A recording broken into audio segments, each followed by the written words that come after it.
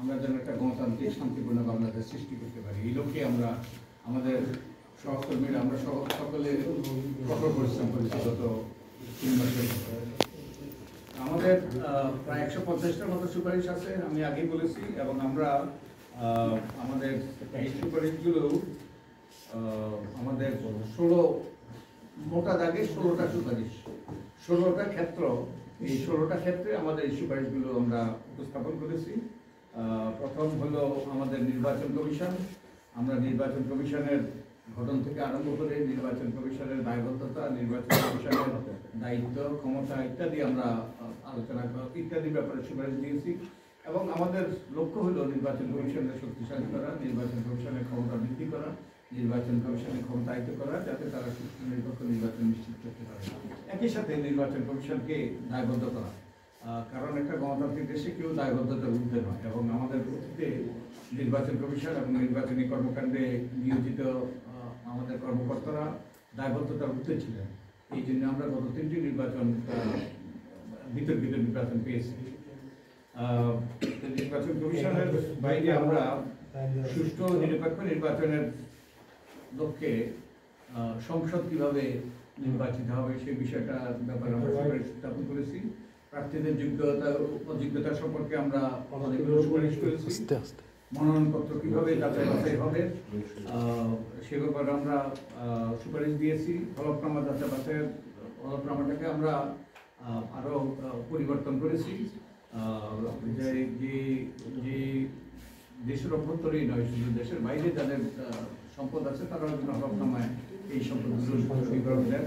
এবং হলফনামা যাচাই বাছাইয়ের আমরা বাধ্যতামূলক করেছি। এবং হলফনামা যাচাই বাছাইয়ের পর যারা মিথ্যা তথ্য দেবে, তথ্য গোপন করবে, তাদের প্রার্থীতা বাতিল হবে, নির্বাচিত হলে নির্বাচন বাতিল হবে।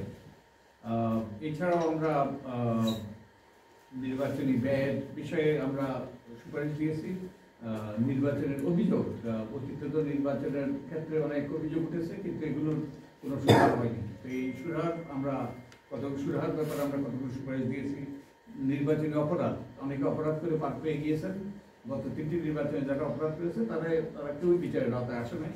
তো আমরা এগুলো যাতে যারা অন্যায় করেছে তারা যেন বিচারের আওতায় আসে সেটার ব্যাপারে আমরা সুপারিশ করেছি। কারণ অন্যায় করে কেউ পার পেয়ে গেলে অন্যায় উৎসাহিত হয়।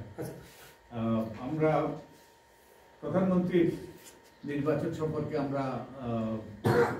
আমরা সুপারিশ দিয়েছি যে এখন বোধহয় একটা ব্যাপক ঐক্যমত্য আছে প্রধানমন্ত্রীর টার্ম 2টা সীমিত করার এবং 2বারের। এবং আমরা আরও সুপারিশ করেছি প্রধানমন্ত্রী 2বার প্রধানমন্ত্রী হওয়ার পর যেন রাষ্ট্রপতি না হন, এবং একই সাথে যেন প্রধানমন্ত্রী সংসদ নেতা এবং দলের প্রধান না হন।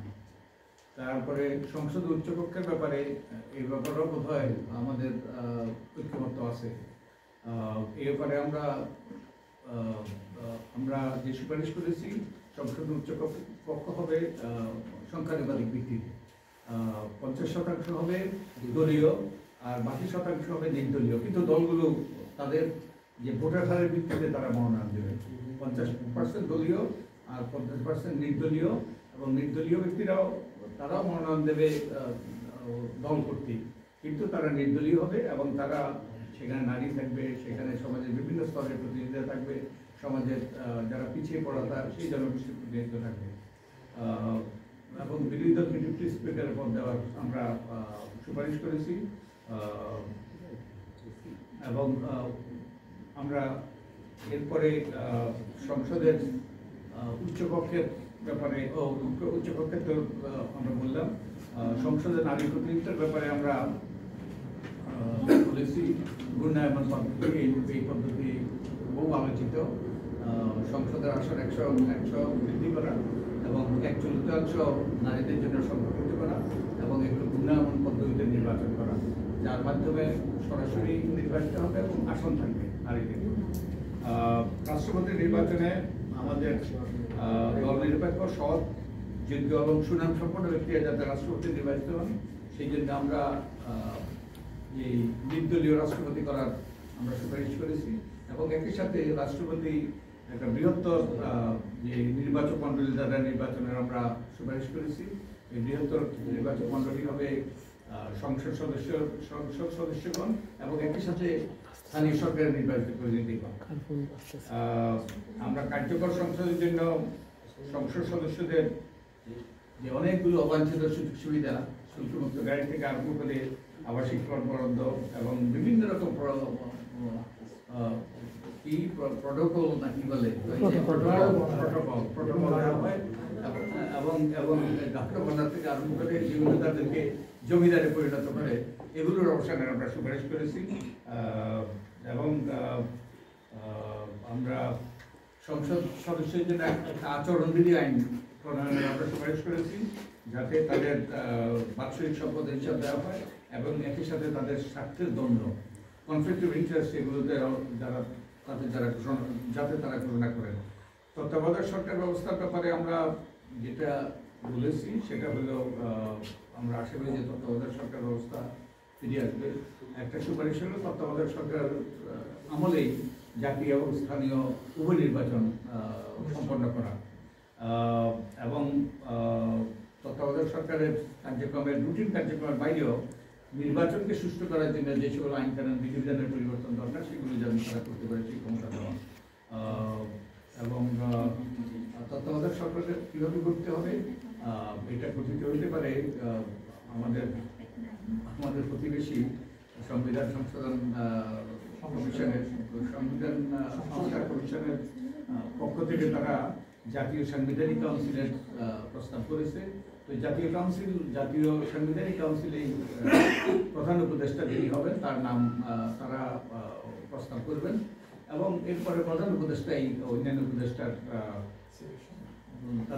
তাদের নাম প্রস্তাব করবেন, নাম নির্ধারণ করবেন এবং আমরা বলছি যে 20 জন নিয়ে তত্ত্বাবধায়ক সরকার হওয়া উচিত। স্থানীয় সরকার ব্যাপারে আমরা প্রস্তাব করেছি যে একটা স্থানীয় সরকার কমিশন, যেটা আপনাদের হয়তো অনেকেরই জানা আছে যে 2007 সালে আমি একটা কমিশনের সদস্য ছিলাম। সেখানে একটা আমরা সবগুলো আইন নূতন করে লিখেছিলাম, পুনর্লিখন করেছিলাম এবং সেখানে একটা স্থানীয় সরকার কমিশনের বিধান ছিল এবং এই স্থানীয় সরকার তখন আমরা একটা আইনও প্রণয়ন করে দিয়েছিলাম। এটা আমরা পরিবর্তন করে আমরা সরকারকে দেব এবং এই একটা স্থানীয় সরকার প্রতিষ্ঠানের আমরা সৃষ্টির আমরা সুপারিশ করেছি। আমরা জাতীয় নির্বাচনের আগে স্থানীয় সরকার নির্বাচনের আয়োজনের সুপারিশ করেছি, কারণ আমরা যে অংশীদারের কাছ থেকে যেই আমরা একটা জরিপ করেছি, এই জরিপে প্রায় 90% মানুষ, এখানে 46,000 ব্যক্তি পরিবার এই জরিপে অংশগ্রহণ করেছে। এটা বাংলাদেশ পরিসংখ্যান ব্যুরো করেছে এবং প্রায় 90% মানুষ এই স্থানীয় সরকারকে জাতীয় নির্বাচন আগে করার সুপারিশ তার পক্ষে মতামত দিয়েছে এবং জাতীয় সরকার আগে স্থানীয় সরকার নির্বাচনের অনেকগুলো আকর্ষণীয় দিক আছে। একটা আকর্ষণ হলো এখন আমাদের যেহেতু ইউনিয়ন পরিষদ নাই এবং স্থানীয় সরকার নাই, মানুষ সেবা থেকে বঞ্চিত হচ্ছে, আরো অনেকগুলো সুযোগ আছে, আরো অনেকগুলো সুবিধা আছে। এখানেও আমরা ঘূর্ণায়মান পদ্ধতিতে নারী প্রতিনিধিত্বের আমরা সুপারিশ করেছি। আর এমপিভুক্ত শিক্ষক তারা যদি নির্বাচিত হন, তারা নির্বাচনের পরে তারা পদত্যাগ করবেন, এই বিধানের আমরা সুপারিশ করেছি। এবং ইউনিয়ন পরিষদের জন্য আমরা হলফনামার মাধ্যমে তথ্য দেওয়ার, যে হলফনামা অন্যান্য ক্ষেত্রে প্রযোজ্য, এটা তথ্য দেওয়ার আমরা সুপারিশ করেছি। পার্বত্য এলাকার জন্য জেলা পরিষদের নির্বাচন আয়োজনের আমরা সুপারিশ করেছি এবং স্থানীয় সরকারে উল্লেখযোগ্য পরিমাণের সম্পদ দেওয়া, 30% বাজেটের দেওয়া আমরা সুপারিশ করেছি। রাজনৈতিক দলের নিবন্ধন, এরপরে আমরা যে রাজনৈতিক দলের নিবন্ধনের যে এখন যে বিধান আছে সেটাকে শিথিল করে আমরা 10% জেলা, 5% উপজেলা এবং 5,000 সদস্য থাকার বিধান করেছি, এর প্রস্তাব করেছি। এবং আমরা আরও প্রস্তাব করেছি যে তাদের নিবন্ধনের শর্ত হিসাবে রাজনৈতিক দলের সাধারণ সদস্যদের একটা প্রস্তাব থাকবে এবং এই রোস্টারটা নামের তালিকা থাকবে, এই তালিকাটা তারা ওয়েবসাইটে প্রকাশ করবে এবং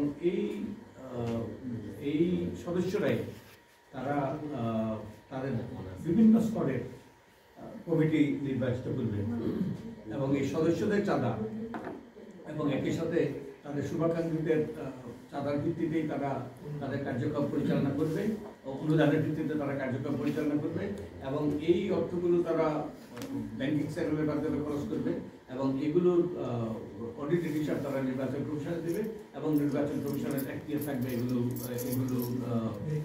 এগুলো নিরীক্ষণ করা, এগুলো যাচাই বাছাই করা।